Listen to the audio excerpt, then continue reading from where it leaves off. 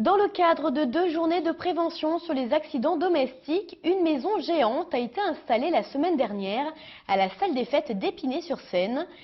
Cette maison surdimensionnée a permis aux parents de se mettre à la place d'un enfant de 2 ans.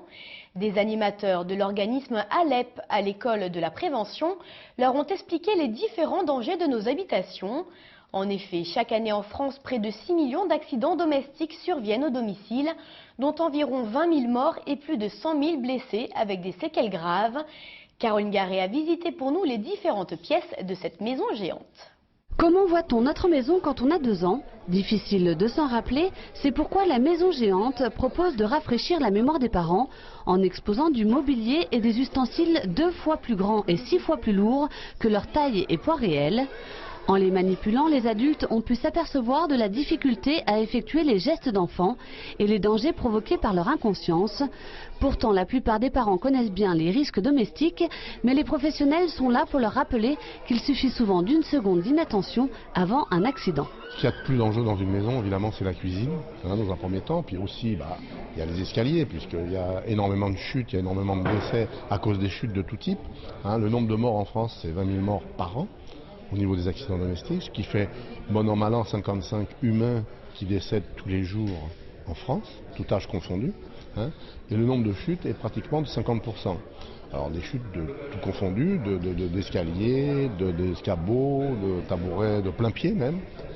Donc là, on a pris les éléments les plus dangereux, escaliers, tous les points chauds, c'est-à-dire cuisinière, casserole, four, fer à repasser, bien entendu. Et puis après, ce qui est aussi dangereux, c'est la table, puisque on prépare des fois le couvert un petit peu à l'avance, on laisse les couteaux, on laisse les médicaments, on laisse la bouteille, on laisse plein de choses. Et à ce moment, le gamin qui est entre guillemets un petit peu livré à lui-même, puisque maman termine le repas dans la cuisine, lui il est un peu dans la salle à manger, et puis voilà, il fait un peu ce qu'il veut. Par ces ateliers ludopédagogiques, les adultes ont pu se rendre compte que le danger est partout dans la maison.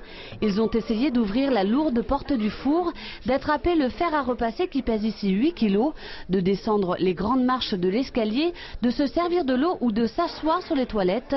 Toutes ces actions sont susceptibles d'être dangereuses, mais certains parents sont encore étonnés. Je dirais les toilettes, parce que se noyer dans les toilettes, ça m'était jamais venu à l'esprit.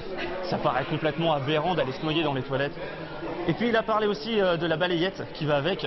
Il a raconté une histoire d'enfant qui s'était crevé un œil avec ça. Je me suis dit mais mon Dieu, c'est pas possible. Déjà on surveille les couteaux, les fourchettes. Alors si vous faire attention aux balayettes dans les toilettes, c'est pas possible quoi. J'espère que maintenant je vais pas faire de la paranoïa chez moi déjà. Ce serait déjà pas mal. Parce que finalement, c'est ça qui m'a fait peur, c'est que tout devient un peu trop dangereux. Et j'ai peur d'être en panique tout le temps parce que chaque objet devient dangereux finalement. J'étais sensibilisée mais pas ce genre-ci. Parce qu'en fait, là on se met à la place de l'enfant et on voit beaucoup plus que c'est pas évident. On ne s'est jamais mis à la place de l'enfant. On a toujours dit fais pas ça, ne fais pas ci, mais on ne s'est jamais mis à la place de l'enfant. Même si l'adulte est vigilant, les professionnels insistent sur le fait que le risque zéro n'existe pas. Et finalement, c'est vraiment dur d'être un bébé.